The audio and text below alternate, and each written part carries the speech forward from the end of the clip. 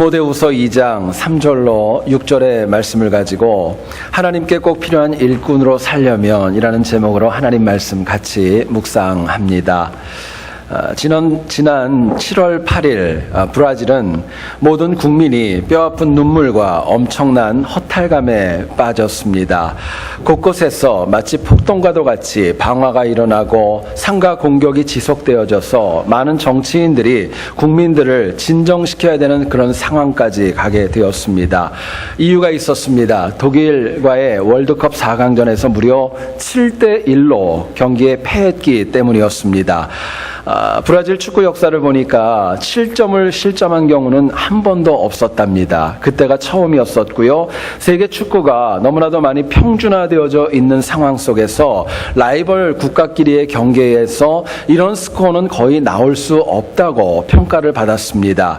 많은 축구 전문가들은 왜 이렇게 브라질이 몰락하고 또 크게 패했는가, 그 원인 중에 가장 큰 것을 이렇게 꼽았습니다. 공격과 수비의 핵심적인 선수였었던 네이마르와 시우바라는 선수가 그 4강전에 뛰지 않았기 때문이다 평가를 했습니다.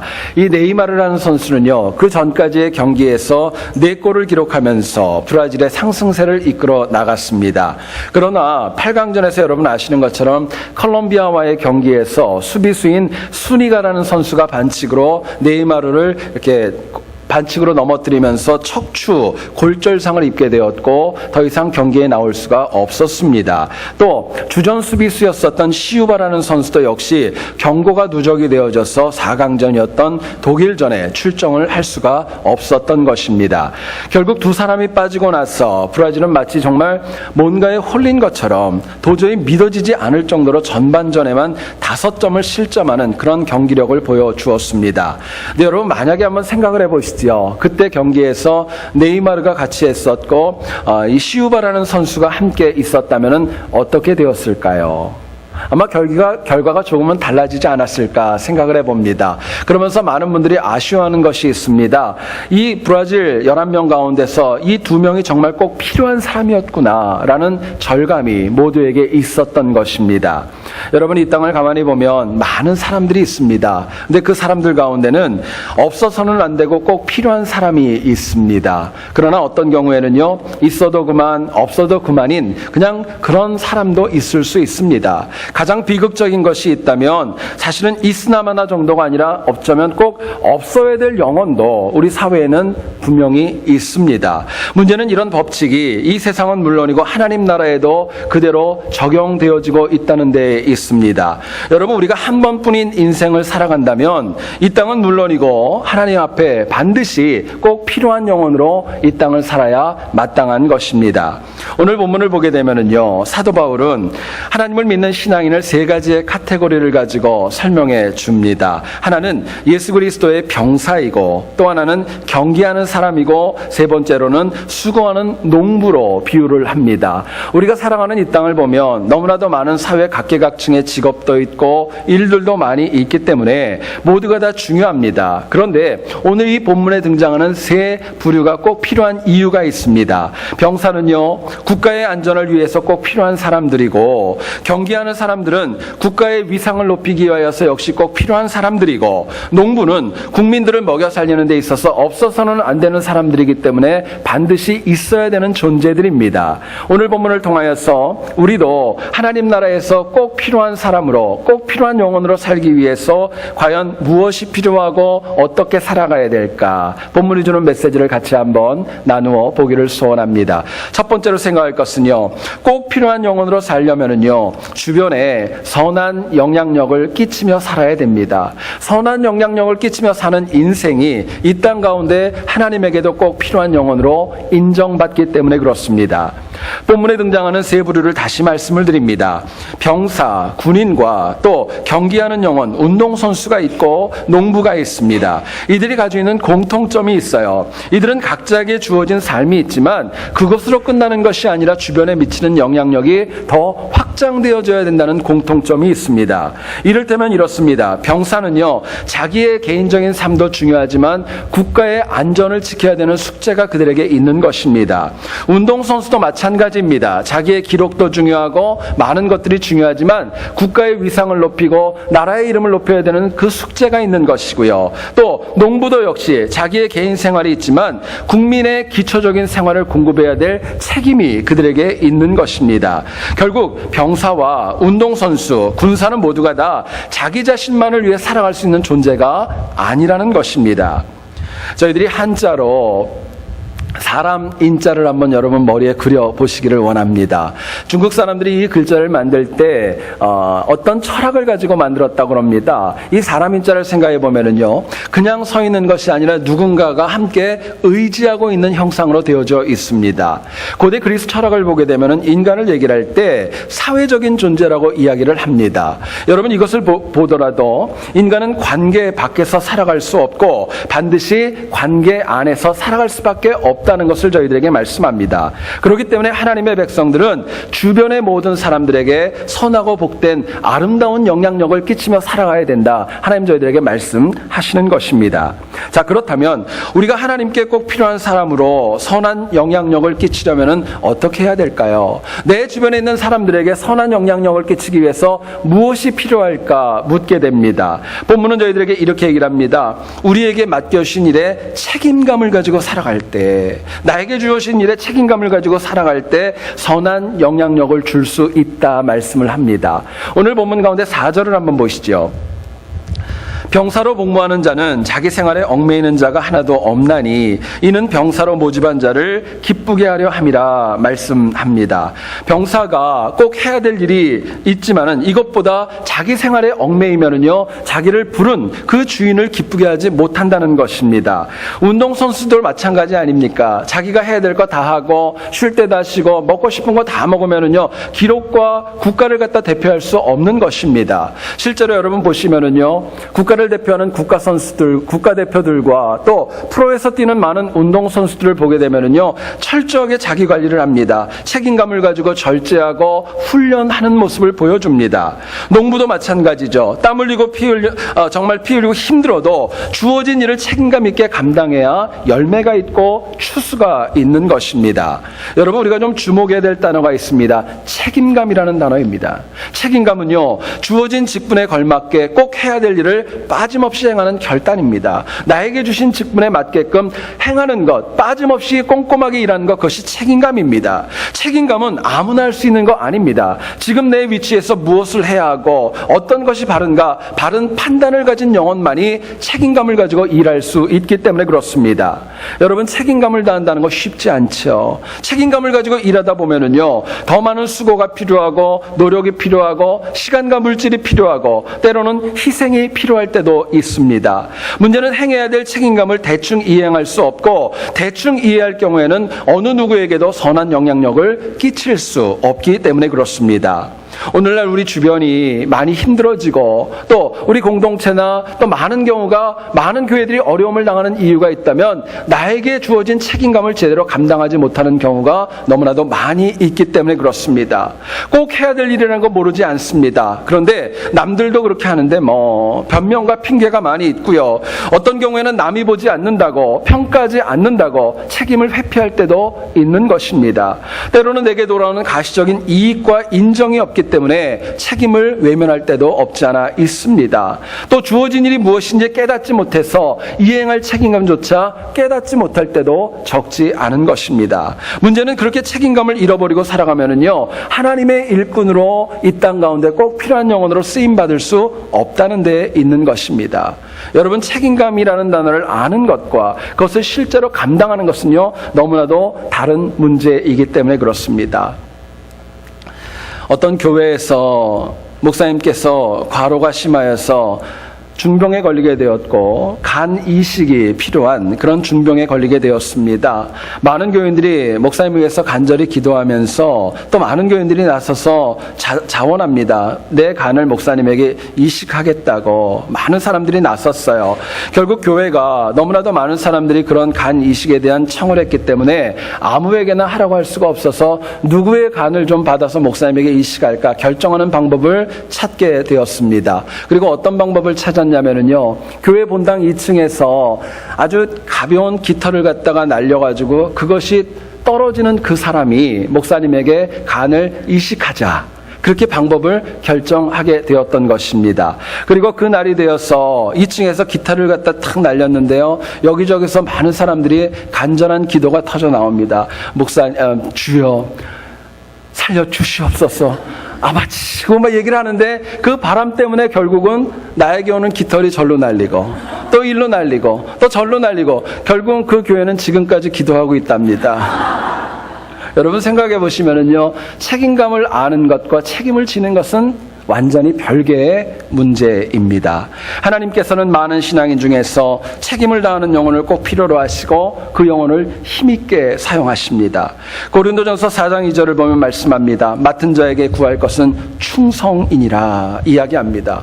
여러분, 여기 어른들이 많이 계시는데 충성이라는 단어를 한번 한문으로 그려보시기 원합니다. 가운데 중자가 있고 밑에 마음 심자가 있습니다. 말씀 원변이 있고 이룰 성자가 있어요. 이 말을 풀어보면 이런 뜻입니다. 가운데 마음으로 말한 것을 이루어가는 것, 내 마음의 중심으로 말했던 것 직접 이루어가는 것, 그것이 충성이라고 얘기합니다. 책임감입니다. 책임감을 얘기하는 거예요. 생각해보면 변명과 핑계, 충성치 못한 영혼에게 하늘의 은혜가 채워질 수 없는 거예요. 결국 하나님 나라에 꼭 필요한 영혼이 있다면 손해가 되고 어려워도 주어진 책임 온전하게 감당할 때 하나님 주시는 은혜로 승리할 수 있기 때문에 그렇습니다. 여러분, 책임지는 영혼에게는요, 하나님이 주시는 은혜가 있습니다. 성경을 보면 사무엘하 12장 24절에 이런 말씀이 나옵니다. 다윗이 그의 아내 밧세바를 위로하고 그에게 들어가 그와 동침하였더니 그가 아들을 낳음에 그의 이름을 솔로몬이라 하니라. 여호와께서 그를 사랑하셨더라 말씀합니다. 여러분, 다윗이 밧세바를 범한 후에 하나님의 징계로 인하여서 태어났던 아이가 사망하는 것 여러분 아실 거예요. 또 나단 선지자의 책망이 다윗에게는 참 적지 않은 아픔으로 다가왔을 것입니다. 만약에 인간적으로 생각을 해서 이 상황에서 다윗이 이렇게 생각을 했으면 어땠을까요? 저 밧세바 때문에 내가 이렇게 된 거야. 왜 그 시간에 나와서 목욕은 해가지고 왜 그때 그 자리에 있었을까? 만약에 책임을 전가하고 그 여인을 외면하고 그 여인에게 모든 것을 책임을 돌렸다면요, 어떻게 되었을까요? 그런데 성경을 보면 다윗은 자신 때문에 사랑하는 남편 우리아를 잃었고 첫 번째 낳은 아이를 잃었던 그 밧세바를 철저하게 위로하였고 동침하였고 함께 하였다고 이야기합니다. 다른 말로 표현하면요, 상처받은 그 여인을 다윗이 책임졌던 것입니다. 책임진 다음에 하나님이 주시는 은혜가 있습니다. 세상에서 가장 지혜롭고 이스라엘 역사에서 가장 위대한 왕 중에 하나였던 솔로몬을 하나님이 다윗에게 허락하셨던 거예요. 만약에 다윗이 그 상황에서 나는 책임 못 져, 내 일 아니야, 만약에 외면했다면 솔로몬이란 영혼은 없었을지도 모르겠습니다. 역사는 다르게 전개되었을지도 모르는 것입니다. 여러분, 많은 신앙인들이 책임을 다하지 않고 하나님의 은혜만 사모하는 경우가 저희들에게 적지 않습니다. 그리고 그런 모습을 좋은 신앙으로 미화하기도 합니다. 하지만은요, 힘들고 어려워도 먼저 책임을 다해야 하나님의 은혜가 임하는 것이고, 내가 책임을 다할 때 하나님이 내 인생도 책임지시는 겁니다. 그럴 때 함께 하시는 거예요. 또 내가 행한 책임감은요, 내 인생으로 끝나는 거 아닙니다. 내 주변에 있는 사람들, 교회와 더 나아가서는 국가와 많은 영혼들을 살리는 열매로 하나님이 함께 하시는 것입니다. 영국 웨일즈 지역에서 어떤 가난한 과부가 있었습니다. 아이가 하나밖에 없었는데 그 아이가 한밤중에 너무 갑자기 아파가지고 도저히 감당을 할 수 없어서 무려 10km를 걸어가지고 주변에 있는 의사를 찾았고, 좀 우리 집에 와서 우리 아이 좀 돌봐달라고 간곡하게 청을 했습니다. 그런데 이 의사가 생각해 보니까 왕진을 가봐야 가난한 과부에게 돈 받을 것도 영원하고 못 받을 것 같고요. 또 생각해 보니까 안 가면 아이가 죽을 것 같은 정말 불안감이 마음에 있었던 것입니다. 길지 않은 갈등을 하고 결국에는 결정을 합니다. 마음을 바꿔서 이해타산적인 것보다 의사로서의 책임을 다하자 결정을 하고 그 어머니를 따라 길을 나서게 됩니다. 결국 심야에 수고하고 힘든 그 의사의 책임감과 헌신을 통하여서 죽어가는 아이가 가까스로 살아나게 되었습니다. 그리고 그 아이가 훗날 자라서 영국을 이끌어가는 수상 로이드 조지가 되어서 많은 이들을 살리는 그런 역할로 쓰임받게 되었던 것입니다.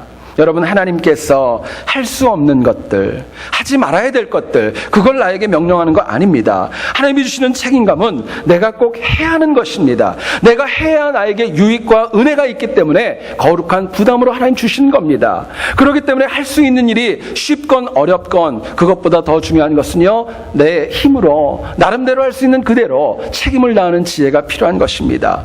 여러분, 잊지 마셔야 될 것은요, 내가 작은 일에 헌신하고 충성하면은요, 하나님이 큰 건 맡기십니다. 그러나 작은 일을 외면하면은요, 나에게 절대로 큰 일을 감당할 그런 책임은 다가오지 않는다는 것입니다. 여러분, 바로 지금부터라도 나에게 주어진 일에 책임을 가지고 임하는가, 그 여부에 따라서 내 인생이 달라질 수 있는 것입니다. 한편으로 하나님께서 생각해 보시죠. 나에게 책임감을 주시는 이유가 무엇이 있겠습니까? 하나님 나라에 내가 필요하기 때문이에요. 내가 해야 될 일이 있기 때문에 그렇습니다. 결국 힘들고 부담스러움이 있지만 책임감이 있다는 것은 하나님 앞에 감사와 찬양의 조건이 될 수 있는 것입니다.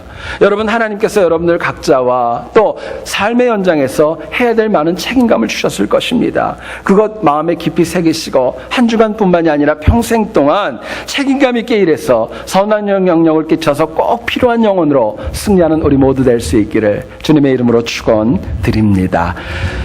두 번째로 생각할 것은요, 꼭 필요한 영혼으로 살려면은요, 주어진 삶에서 최선을 다하며 살아야 됩니다. 최선을 다하는 사람이 하나님과 이 땅 가운데 필요한 영혼으로 인정받을 수 있기 때문에 그렇습니다. 본문을 보시죠.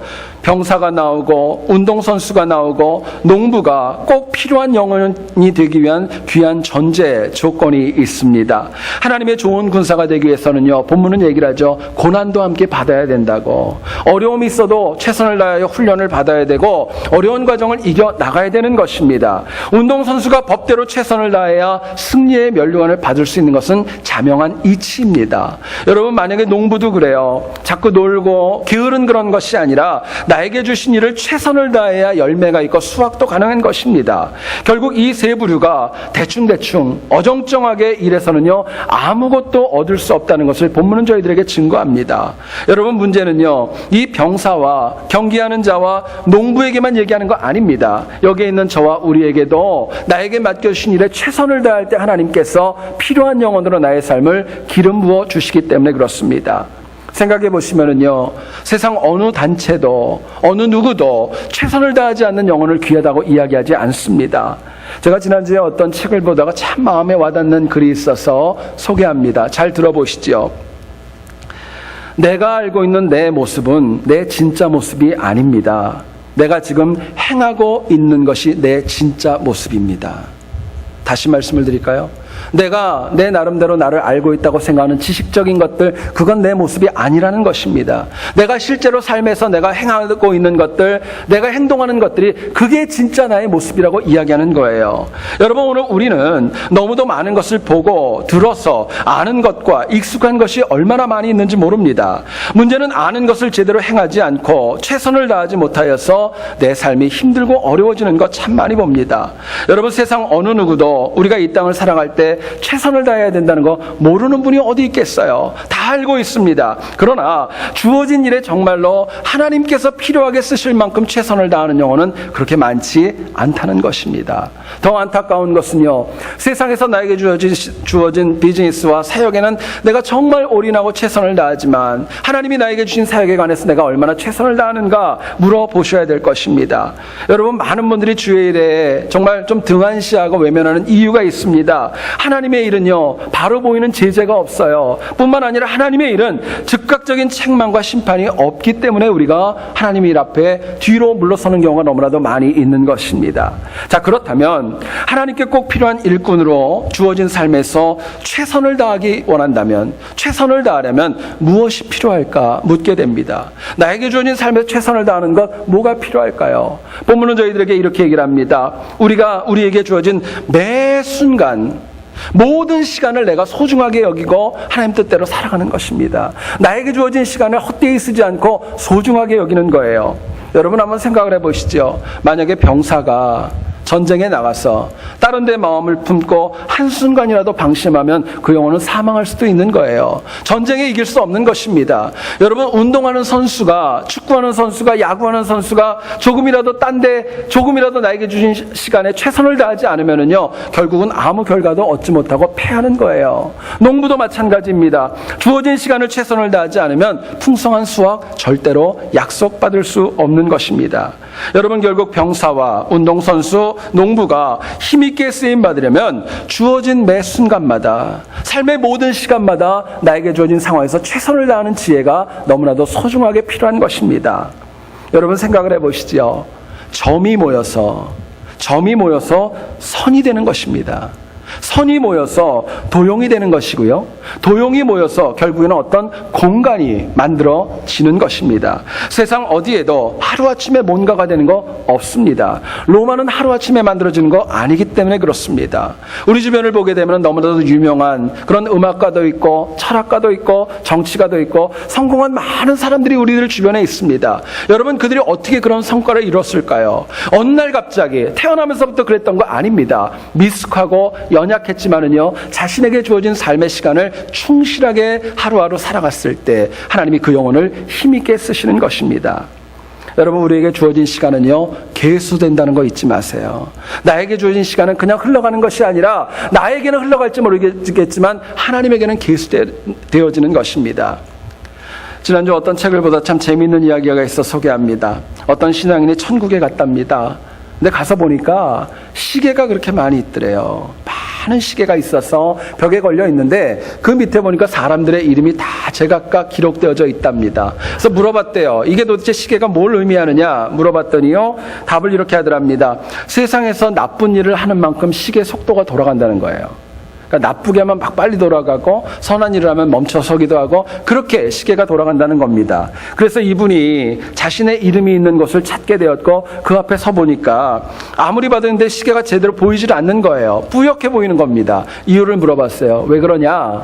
그러면서 그런 생각이 들었습니다. 야, 나는 참 신실하고 나쁜 일을 하지 않아서 이렇게 참 시계가 잘 안 보이는구나 생각을 했답니다. 근데요, 그 옆에서 천국을 안내하는 분이 그렇게 얘기를 하더랍니다. 혀를 차며 얘기하더래요.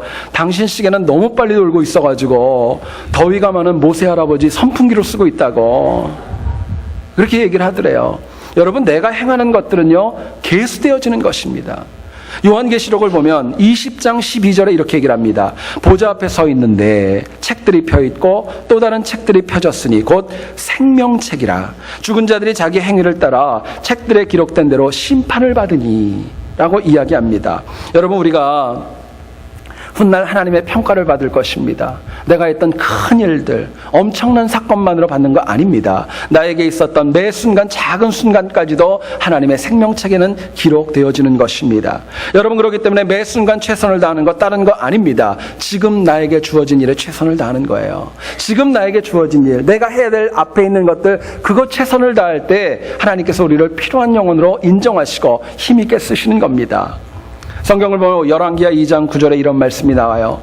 나를 내게서 데려감을 당하기 전에 내가 내게 어떻게 할지를 구하라. 엘리사가 이르되 당신의 성령이 하시는 역사가 갑절이나 내게 있게 하소서 이야기합니다.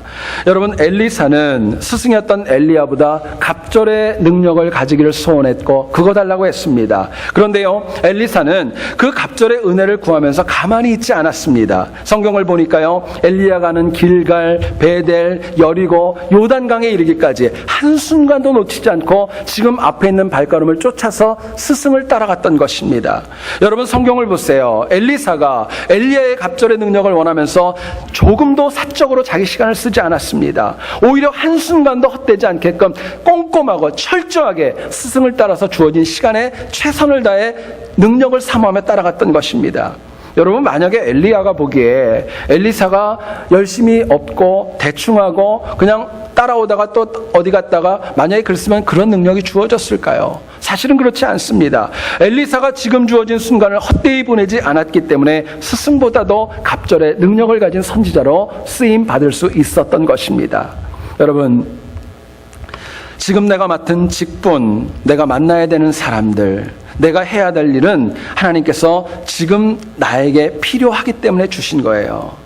지금 내가 하는 일들과 만나야 되는 사람들과 내가 맡은 직분은 나중이 아니라 지금 나에게 필요하기 때문에 하나님 주신 것입니다. 어쩌면 다른 누구도 아니라 바로 내가 해야 되기 때문에 하나님이 그것 나에게 허락하신 것입니다.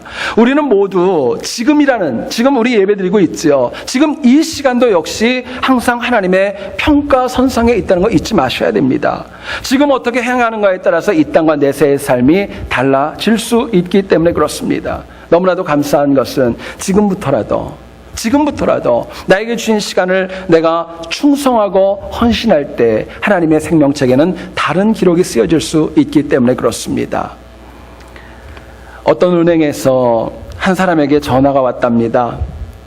우리 은행에서 당신에게 매일같이 1,440불을 하루에 입금하겠습니다. 그것을 가치 있게 좀 써주세요. 그리고 만약에 그것을 하루에다 쓰지 않으면 그 돈은 그냥 사라질 것입니다. 라고 전화가 왔습니다.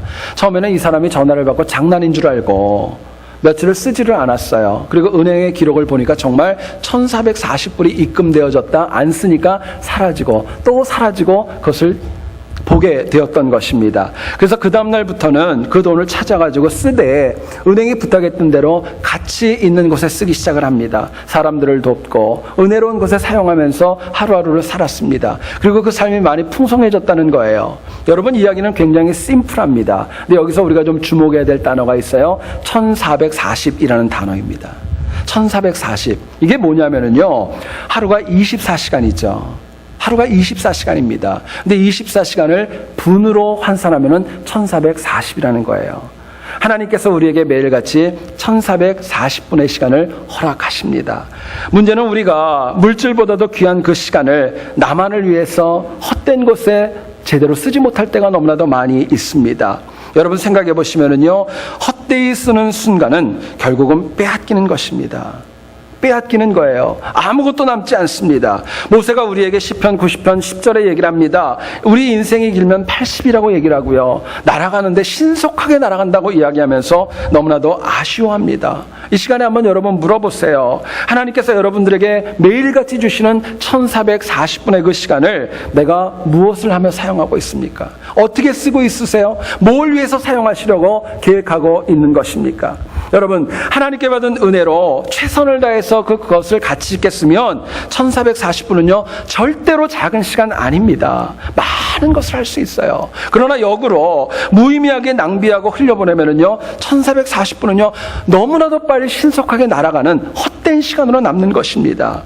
이민자가 참 많이 바쁘죠. 분주하시죠. 하루에 2잡을 뛰고 3잡을 뛰면서 참 많이 분주하지만 하나님이 주신 많은 시간들과 기회와 은혜를 저희들이 헛되이 보내지 않는 지혜가 저희들에게 너무나도 소중한 것입니다. 여러분, 제 얘기를 잘 들어보시죠. 시간은 모두에게 공평합니다. 누구에게 더 많이 주고 누구에게 적게 주고 그런 거 없어요. 그런데 시간은요, 잘 들어보시면은요, 건지는 자의 것입니다. 시간은 건지는 사람의 거예요. 그냥 놓쳐버리면 다 없어지는 것입니다. 내가 최선을 다해 매 순간을 사는 자의 시간만이 가치 있게 나에게 다가오는 것입니다. 여러분, 한 주간의 시간이 이제 시작이 되어졌습니다. 남은 우리의 삶이 있을 거예요. 그 시간을 저희들이 매 순간 최선을 다해서 하나님과 사람들에게 꼭 필요한 인생으로 승리하는 우리 모두 될 수 있기를 다시 한번 주의 이름으로 축원드립니다. 어떤 어린아이가 일기 중에 이런 글을 썼다고 합니다. 엄마는 나를 예뻐해주고 먹을 것도 주고 나를 지켜주어서 꼭 있어야 한다. 냉장고는 나에게 먹을 것을 주고 음료수 주기 때문에 꼭 필요하고 있어야 된다. 우리 집에 있는 강아지는 내가 심심할 때마다 나하고 놀아주고 나와 함께 해주어서 꼭 있어야 된다. 그런데 아빠는 왜 있는지 모르겠다. 참고로 이거는 저희 집 얘기는 아닙니다. 여러분, 한번 생각을 해보세요. 사람이 이 땅을 살아가면서 필요한 존재가 되어줘야 되지 않겠습니까?